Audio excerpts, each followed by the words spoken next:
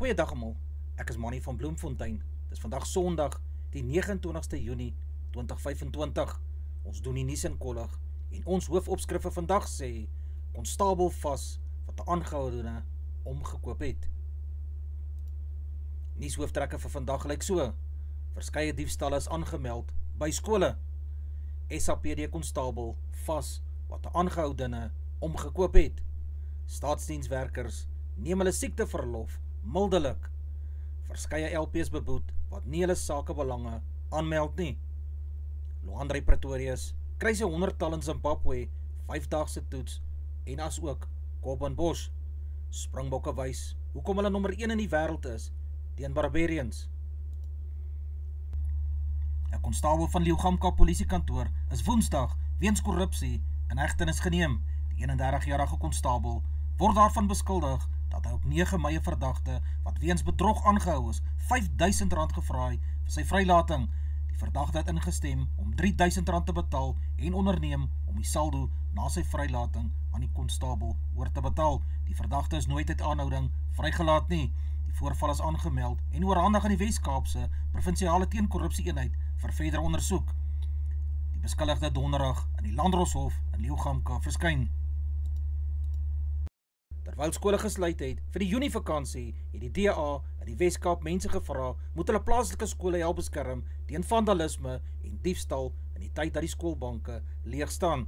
26 voorvalle van inbrake en vandalisme is by 21 skole aangemeld. 4 skole is meer as 1 keer geteiken en verskeie plekke op skoolterreine is geteiken. Dit sluit in klaskamers, skoolsale, kombuise, stoorkamers, woonhuise op die persele, stoorhouers, heininge, tuintoerusting, buiteareas, loodgieterswerk, bedrading en beligting, asook administratiewe geboue.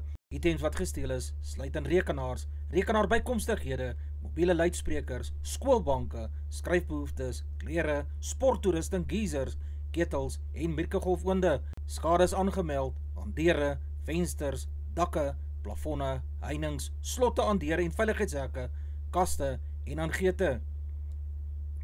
Die geraamde koste van die gesteelde en beskadigde items behels R231.000.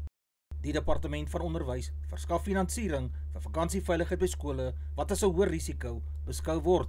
Ander ingrypings kan die verskaffing van diefwering, veiligheidshekke, die outomatisering van voetganger en voertuigtoegangshekke en herstelwerk aan heininge tot 35 meter insluit.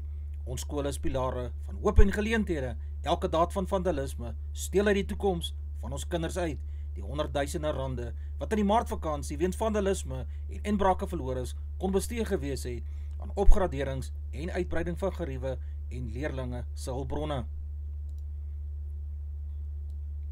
As mense gedwing word om permanent op kantoor te werk, neem die gebruik van siekteverlof toe. Dit is een van die gevolgtrekkings van 'n verslag oor siekte en studieverloftendense in die staatsdiens oor 4 jaar van 2020 tot 2023 wat die COVID-19 pandemie tydperk ingesluit het. Die verslag is in Februarie deur die Staatsdienskommissie uitgereik. Dit toon die verloftendense in nasionale en provinsiale staatsdepartemente aan. Daarvolgens het siekteverlof in 2022 tot gemiddeld 10,6 dae per staatsamptenaar en die nasionale staatsdepartemente opgeskiet. Dieselfde tendens van toename in siekteverlof in 2022 is in provinsiale departemente waargeneem. Die koste van 2022 siekteverlof word op R11,6 miljard geraam, 'n rekord. Dit is vir nasionale sowel as provinsiale staatsamptenare. Dit het van R8 miljard af in 2020 opgeskiet. Lydens die verslag het 'n afwisseling van spitsverkeer, werk en huis toe 'n deurslaggewende kwessie vir geestesongesondheid gestel, sowel as 'n kwessie van tydsgebruik en finansies. Gemiddeld neem staatsamptenare 21 uit hulle toegelate 36 dae siekteverlofdae in elke 3 jaar siklusse. Wanneer staatsamptenare se siekteverlof uitgeput is, kan hulle aansoek doen om tydelike ongeskiktheidsverlof. Daar is geen perk op hierdie verlof nie. Die afwesigheid van amptenare plaas druk op personeel wat sakekontinuïteit moet verseker. Die meeste staatsamptenare wat tydelike ongeskiktheidsverlof benodig het, werk in die polisie en die departement van korrektiewe dienste. Oor die 4 jaar het altesaam 26.000 polisielede hulle siekteverlof uitgeput en bykomende ongeskiktheidsverlof gekry. Dit is sowat 58% van die totale getal staatsamptenare en nasionale departemente wat ongeskiktheidsverlof geneem het. 'n Minister en 3 adjunkministers is onder 8 LP's wat boetes van duisende rande elk opgelê is, omdat hulle nie betyds hulle finansiële en ander belange soos vereis aan die parlement verklaar het nie. LP's is elkeen 'n boete van R10.000 vir hulle oortredings opgelê. Die verwikkeling kom nadat die parlement donderdagmiddag in 'n volle sitting 'n verslag van die gesamentlike komitee vir etiek en ledebelange oor die nie-verklaring van ledebelange vir verlede jaar aanvaar het. Die komitee verslag het die boete en amptelike berisping in die nasionale vergadering aanbeveel.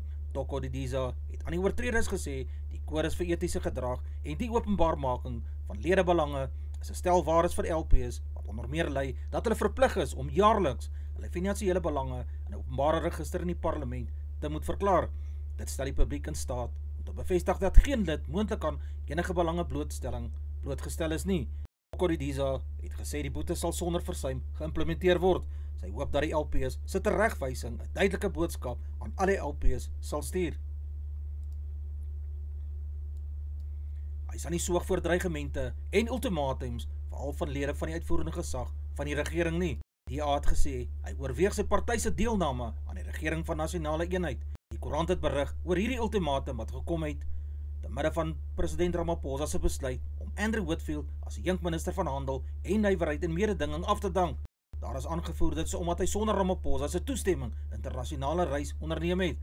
Ramaphosa het wel die pos wat Whitfield vakant gelaat het, weer aan die DA gebied.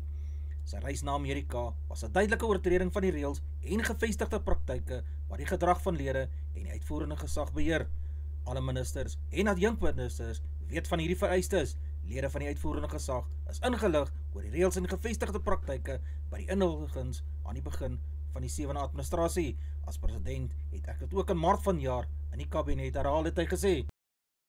Volgens 'n TransUnion studie oor tendense in die digitale bedrog in Afrika wat donderdag gepubliseer was, wat 55% van Suid-Afrikaners wat aan hierdie studie deelgeneem het, tussen Augustus en Desember 'n teiken van 'n bedrogspil. Wat is die mees algemene swendelery op sosiale media? Hulle sien 'n toename aan aanlyn winkelswendelery, uitvissingsadvertensies wat vertroude handelsname naboots, bedrieglike kripto, beleggingsskemas en kwaadwillige skakels wat eksklusiewe afslag, werkgeleenthede en weggeegeleenthede bied. Dit verskyn dikwels as gewaarborgde plasings of kommentaar wat autentiek lyk. Wanneer kubermisdadigers kunsmatige intelligensie, die KI gebruik, is die inhoud nog meer oortuigend. Sosiale media is 'n ideale jagveld vir swendelaars. Dit bied skaalpresisie en vertroue. Die platforms het ingeboude instrumente wat swendelaars in staat stel om spesifieke groepe te kan bereik. 'n Groeiende tendens is die nabootsing van gewilde kleinhandelaars, banke of lugdienste wat onmisbare aanbiedings bied. Misdadigers gebruik KI om vals resensies, logos en selfs diep vervalste video's te skep om die swendelery meer geloofwaardig te maak. Sekere KI word gebruik om stemme te kloon, terwyl ander persoonlike data vind om dreigemente spesifiek te maak en eg te laat voel. Swendelery wat gekoppel is aan plaaslike aktuele gebeure, van verkiesings tot brandstofpryse, is ook in die toeneem. Aangesien dit meer relevant en dringend vir gebruikers voel, het die bron gesê, wees op die uitkyk vir onbekende applikasies, vreemde boodskappe en ander vreemde gedrag, soos dat jou e-pos boodskappe stuur wat jy nie self geskryf het nie. Die junior bokke sal al aanslag in die 120 wêreldbeker toernooi teen Australië in Calvisano, Italië begin. Kevin Foot, die Suid-Afrikanerse breier, het 'n gevestigde span gekies wat net 4 veranderinge toon van die begin 15tal vir die junior bokke. Die junior bokke sal die bordjies teen hulle ewigneef van Toer onder wil verhang nadat hulle voorsprong van 17-0 in die 120 rugby kampioenskap in Canberra laat glip het en uiteindelik met 24-29 verloor het. Ons wil in hierdie toernooi goed begin, het hy gesê, met wedstryde teen Australië, Engeland en Skotland. Is ons onder geen wanindruk oor hoe taai hierdie groep vir ons gaan wees nie. Voet sê ook dat die span tans net gefokus is daarop om 'n gunstige uitslag teen die Australiërs te behaal en nie verder as dit te kyk nie. Herman Libbe het die regmerkie op vaskopstit bo Jan Erasmus gekry met laasgenoemde wat sal hoop om 'n impak as 'n plaasvervanger op die bank te maak. Onder die plaasvervangers sal Jaco Grobelaar op slot, Ian van der Merwe op losskakel en Jaco Williams, veelsidige agterspeler, ook bykomende plofkrag bied wanneer hulle gaan opkom. Die junior bokke se wedstryd teen Australië skop vandag af om 15:30 en kan regstreeks op die webblad Rugby Pass gevolg word. Jannik Sinner se strewe na sy eerste Wimbledon titel kan op 'n swaargewig halfeindstryd teen die 7-malige kampioen Novak Djokovic neerkom. Djokovic wat meeding met sy laagste kering 6de sedert 2018 wat sy veldtog vir 'n 8ste Wimbledon kroon teen die Fransman Alexandre Miller begin. In die onderste helfte van die loting kom die 2-malige verdedigende kampioen Carlos Alcaraz in die eerste ronde teen die 38-jarige Italianer Fabio Fognini te staan. Die 22-jarige Spanjaard het sy afgelope 18 wedstryde agtereenvolgens gewen. Hy kan die 8ste gekeerde Holger Rune in die kwartfinale ontmoet. In die loting vir vroue begin die topgekeerde Aryna Sabalenka haar soeke na haar eerste Wimbledon titel teen die Kanadese kwalifiseerder Carson Brandstjane, terwyl die tweede gekeerde Kougav sy openingswedstryd teen Diana Yastremska van Oekraïne sal wees. Die derde gekeerde Jessica Pegula sy teenstander in die eerste ronde is die Italiaanse kwalifiseerder Elisabetta Cocchiaretto, terwyl die vierde gekeerde Jasmin Paulini verlede jaar se naaswenner teen Anastasia Sevastova van Letland sal speel. Emma Raducanu, die Britse nommer 1, het 'n interessante openingswedstryd teen haar landgenoot Mingay Tru. Die baanrekord by die Detroit Golfklub is donderdag in die Rocket Classic toernooi aanvanklik bedreig, daarna geëwenaar en uiteindelik verbeter. Eers het die Australiese ster Min Woo Lee 'n telling van 63 houe, 9 onder baansyfer aangeteken om die baanrekord te ewenaar, voordat Aldrich Potgieter van Suid-Afrika dit met 'n telling van 62 houe minus 10 verbeter het. Teen die einde van die dag het die vorige rekord soos kinderspeletjies gelyk nadat Mark Hubert en Max Greireman ook met die tellings van 63 geëindig het. Potgieter het met 'n wit warm begin weggespring en die agterste 9 puitjies met 29 houe op minus 7 voltooi, insluitend 5 voeltjies en 'n arend. Hy het daarna voeltjies op 'n eerste, 7de en 8ste bygevoeg en was byna op 61 met nog 'n voeltjie by die 9de, maar het nalskraap met sy sethou misluk. Van Suid-Afrika die crickettoets teen Zimbabwe op 'n goeie noot afgeskop, het hy die lood gewen en besluit om eers te gaan kolf. Keshav Maharaj is as kaptein die Proteas op die veld gelei. Die Proteas se kolwers se puntestand lyk so na die afloop van die eerste dag se kolwerk. De Zorse het 0 lopies aangeteken, Matthews Breedske het 13 lopies, Wian Mulder 17, David Bedingham 0, Luandre Pretorius het 153 lopies aangeteken, wat 11 viere ingesluit het en 4 sesse. Dewald Brewis kon 51 lopies byvoeg, Calveren het 10 lopies geslaan, Coben Bosch het op 100 lopies geëindig vir die dag, wat insluit 10 viere. Keshav Maharaj kon 21 lopies byvoeg, Cody Youssef het vir Bosch mooi bygestaan en 27 lopies bygevoeg, en Kwena Mapaka het 9 lopies bygevoeg, wat die Proteas op 418 vir 9 paaltjies op die eerste dag gelaat het. Blessing Masarabani het vir Zimbabwe met die bulwerk 2 paaltjies geneem vir 59 lopies, wat hy afgestaan het. Wellington Masakatsa het 1 paaltjie gevat vir sy 109 lopies. Tanaka Chivange was uitblinker van Zimbabwe, het 4 paaltjies geneem vir 83 lopies wat hy afgestaan het. Vincent Masekesa het 1 paaltjie ingehoes vir 97 lopies wat hy 9 beurte afgestaan het. Wat die hele dag se wedstryd behels, het die Proteas in die geheel as die wenner na die eerste dag uitgetree. Kolwerk word vandag voortgesit. Japan was gister die gasheer vir die manne van Nieu-Seeland en het weliswaar gewys hulle moenie onderskat word in wêreldrugby nie. Die halftydtelling was in die guns van die Japaneese span met 17-15 van Nieu-Seeland. Die tweede helfte die All Blacks beslis die krane oopgedraai en verskeie drie het gevolg en gewys hulle kan enige span met hulle dryfmaalbewegings oor aan sit. Die spel van die man in swart het in die tweede helfte beslis 'n ommekeer beleef en die finale telling was 20 vir Japan en 53 punte vir die All Blacks. Die Britse Ierse Leeu's se wedstryd het gister in die Opera Stadion plaasgevind voor 'n vol stadion van toeskouers, sowel as die van Western Force as die toerspan van die Britse Ierse Leeu's. 'n Goeie wedstryd het gevolg en verskeie skitterdrieë is die Britse manne gedruk. Van die afskop af kom ons waarneem dat die Britse span daar aangeland het om indrukwekkende rugby vir die toeskouers te bring. Die Force kon uit een keer die Britse se doellyn oorsteek. Daarenteen het die Britse Leeu's verskeie kere na goeie lopies die Force se doelgebied besoek en die finale telling was 7 vir Western Force en 54 punte vir die Britse Ierse Leeu's. Die DHL stadion in Kaapstad was redelik vol gewees omdat die Springbokke saam met Rassie Erasmus en sy afrigtingspan die gasheer was vir die Barbarians. Sowel as dit nie amptelike toets erken word nie, sal baie spelers voel hulle die toetswêreld van rugby hierso betree. 45,000 mense hierdie wedstryd bygewoon. Die veld was redelik nat gewees, maar het in die loop van die wedstryd so baie beïnvloed nie. Die beker waarvoor gespeel was die Qatar Airways se Cup. Die halftydtelling was in die guns van die Bokke 19 teenoor die 0 van die Barbarian span. Vir die Bokke het die begaafde Vincent Suzuka sy stempel afgedruk en 2-3 gedruk. Die Bok-afrigters sal beslis na hom moet kyk in die toekoms. Soos gewoonlik het Cheslin Kolbe beïndruk met sy dartelopies as hy die bal in hand gehad het en het oorgeval vir 'n skitter 3. Op nommer 8 het Jean-Luc Dupré beslis ook beïndruk en mooi duikslae uitgevoer. Jesse Crelly kaptein en Lode Jager het ook met inklimspel gewys hulle behoort in die begintal van enige bokspan. Vir die Springbokke het Malcolm Marx, Cheslin Kolbe, Vincent Suzuka 2-3 gedruk, Jan Hendrik Wessels, Kurtley Arendse, Lode Jager en Damian Dalende agter die doellyn gaan kuier. Vir die Barbarians het Melvin Jamie 3 gedruk en het sommer ook verdoel. Die finale telling op die bord was 54 vir die Springbokke en 7 punte vir die Barbarians. Verskeie spelers het beslis al hande opgesteek om die Bokke in die toekoms te kan verteenwoordig. Volgende Saterdag speel die Springbokke teen Italië.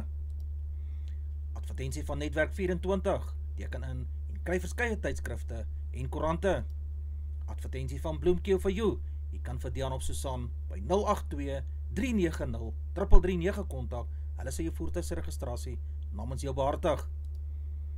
Ons weerbrug vir die streek lyk so: Messina 9-24, Polokwane 3-19, Lephalale 5-23, Mbombela 4-24, Mahikeng 0-19, Pretoria 2-19, Johannesburg 1-13, Ermelo -4-17, Richards Bay 7-23, Pietermaritzburg 5-19, Durban 9-23, Port St Johns 8-22, Bethlehem -4-16, Bloemfontein -2-15, Allewal Noord -2-14, Welkom 0-17, Vryburg -2-19, Kimberley 0-18, Appington 2-21, Prieska 1-19, Springbok 2-18, Karasburg 3-22, Keetmanshoop 1-22, Mariental 1-23, Alexander Bay 9-22, Brandvlei 1-18, Loederits Bay 8-24, Vredendal 7-24, Kaapstad 10-18, Sutherland -1-12, George 10-16, Jeffreys Bay 9-20, Caberra 9-21, Graafrenet 1-17, Oos-London 8-21, De Aar -1-15, Molteno -5-11, Beaufort Wes 4 grade Celsius in die oggend, 17 grade Celsius in die middag. Ons markte vir die dag lyk so: die rand verhandel teen R17.83 teenoor die Amerikaanse dollar. Die Australiese dollar verhandel teen R11.64. Die euro kos R20.90. Die pond verhandel teen R24.45. Die yen kos 12 sent. Die prys van silwer is $35.97 Amerikaanse sent per fyn ons. Die prys van goud is $3,273 ook per fyn ons. Die prys van Brent olie is $67.77 Amerikaanse sent per vat. Ons gedagte vir die dag: jy is spesiaal, jy is jou gesin se leier, hulle is lief vir jou, jy het 'n doel, jy behoort aan hulle, hulle vertrou jou. Geniet die dag. Dis al vir vandag. Onthou om te like, deel met jou vriende en jou vriendinne en onthou te subscribe op my kanaal. 'n Aangename Sondag word vir almal toegewens.